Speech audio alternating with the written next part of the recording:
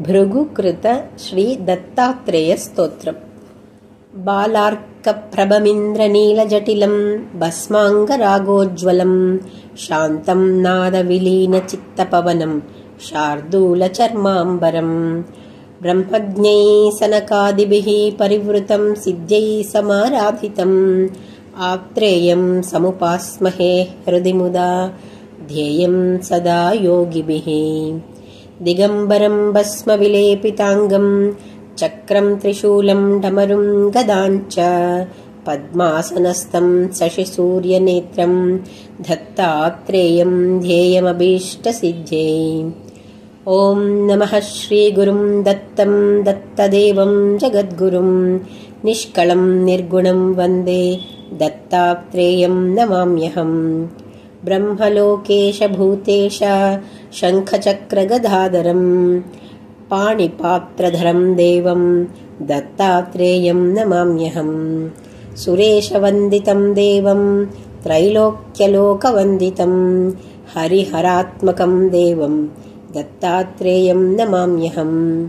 నిర్మలం నీలవర్ణం చ సుందరం శ్యామశోభితం సులోచనం విశాలాక్షం దత్తాత్రేయం నమామ్యహం.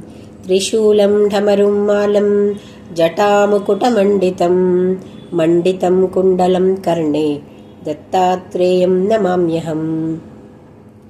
విభూతిభూషితం దేహం హారకేయూరశోభితం అనంతప్రణవాకారం దత్తాత్రేయం నమామ్యహం. ప్రసన్నవదనం దేవం భుక్తిముక్తిప్రదాయకం జనార్దనం జగత్ప్రాణం దత్తాత్రేయం నమామ్యహం. రాజరాజం మితాచారం కార్త్యవీర్యవరప్రదం సుభద్రం భద్రకళ్యాణం దత్తాత్రేయం నమామ్యహం. అనసూయప్రియకరం అత్రిపుత్రం సురేశ్వరం విఖ్యాతయోగినాం మోక్షం దత్తాత్రేయం నమామ్యహం. దిగంబరతనుం శ్రేష్టం బ్రహ్మచర్యవ్రతే స్థితం హంసం హంసాత్మకం నిత్యం దత్తాత్రేయం నమామ్యహం. కదా యోగి కదా భోగి బాలలీలా వినోదకః దశన్యైరత్నసంకాశ్యై దత్తాత్రేయం నమామ్యహం. భూతబాధా భవత్రాసః గ్రహపీడా తథైవ చ దరిద్రవ్యసనధ్వంసి దత్తాత్రేయం నమామ్యహం. చతుర్దశ్యాం వారే జన్మమార్గశిరే శుభే తారకం విపులం వందే దత్తాత్రేయం నమామ్యహం. రక్తోత్పలదళపాదం సర్వతీర్థసముద్భవం వందితం యోగిభిః సర్వై దత్తాత్రేయం నమామ్యహం. జ్ఞానదాతా ప్రభుః సాక్షాద్గతిర్మోక్షప్రదాయకः ఆత్మభూరీశ్వరः కృష్ణः దత్తాత్రేయం నమామ్యహం.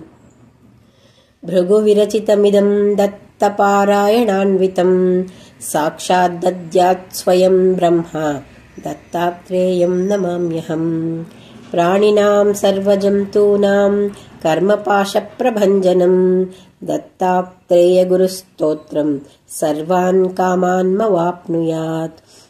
అపుత్రో లభతే పుత్రం ధనధాన్యసమన్వితః రాజమాన్యో భవేర్లక్ష్మీ మప్రాప్యం ప్రాప్నుయాన్నరః.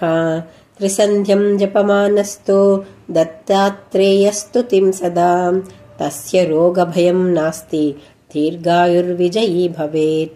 కూష్మాండడాకిణీ పక్షపిశాచ బ్రహ్మరాక్షసాః స్తోత్రస్య శ్రుతమాత్రేణ గచ్చంత్యత్ర న సంశయః.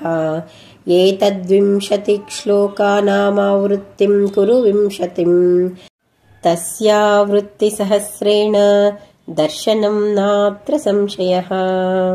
ఇతి శ్రీ భృగు విరచితం శ్రీ దత్తాత్రేయ స్తోత్రం.